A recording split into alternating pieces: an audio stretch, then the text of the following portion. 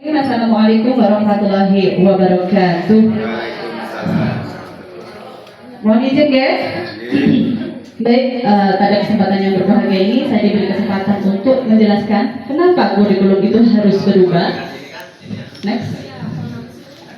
Kita ke pengertian kurikulum dulu ya Bapak Ibu. Apa itu kurikulum? Jadi kurikulum itu adalah seperangkat pengaturan dan rencana mengenai tujuan dan materi pelajaran serta cara yang digunakan sebagai pedoman kegiatan pembelajaran guna mencapai tujuan pendidikan. Jadi kurikulum ini adalah jantungnya sekolah ya Bapak Ibu. Jadi semua kegiatan sekolah itulah yang mengatur adalah kurikulum. Baik, kenapa kurikulum itu harus berubah? Karena harus disesuaikan dengan perubahan iklim. Yang kedua, teknologi digital yang semakin maju. Kemudian yang ketiga, industri multinasional. Yang keempat, transportasi budaya. Inilah mendukung kenapa kurikulum itu harus berubah. Oke.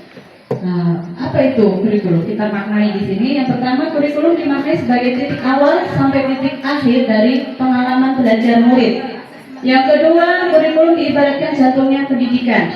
Yang ketiga, kurikulum digunakan untuk membantu guru dalam proses belajar bersama murid. Yang keempat, kurikulum bersifat dinamis dan terus dikembangkan mengikuti perkembangan zaman. Kelima, kurikulum dikembangkan menyesuaikan dengan karakteristik sekolah dan kebutuhan murid.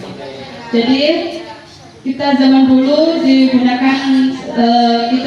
sekolah berbeda dengan sekarang ya Bapak Ibu kurikulumnya. Jadi harus disesuaikan dengan perkembangan zaman yang semakin maju teknologi. Jadi harus sesuai supaya lebih relevan dengan perkembangan zaman.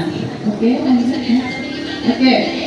Apa itu menurut kinerja dewasa? Jadi di sini pendidikan adalah menuntut segala kodrat anak pada untuk mencapai keselamatan dan kebahagiaannya setinggi-tingginya sebagai manusia maupun sebagai anggota masyarakat.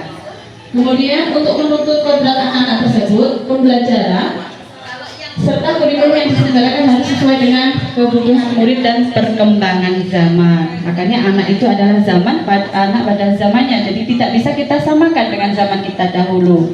Oke, next. Jadi mengapa kurikulum harus berubah? Yang pertama, mengikuti perkembangan zaman. Yang kedua, menyesuaikan karakteristik sekolah dan kebutuhan murid. Yang ketiga, menyiapkan generasi mampu memandang kesempatan dan visioner.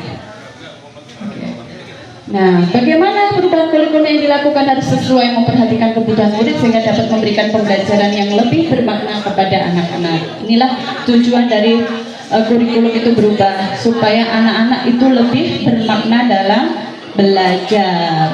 Baik Bapak Ibu, mungkin ada yang kita diskusikan. Oke, ada yang didiskusikan?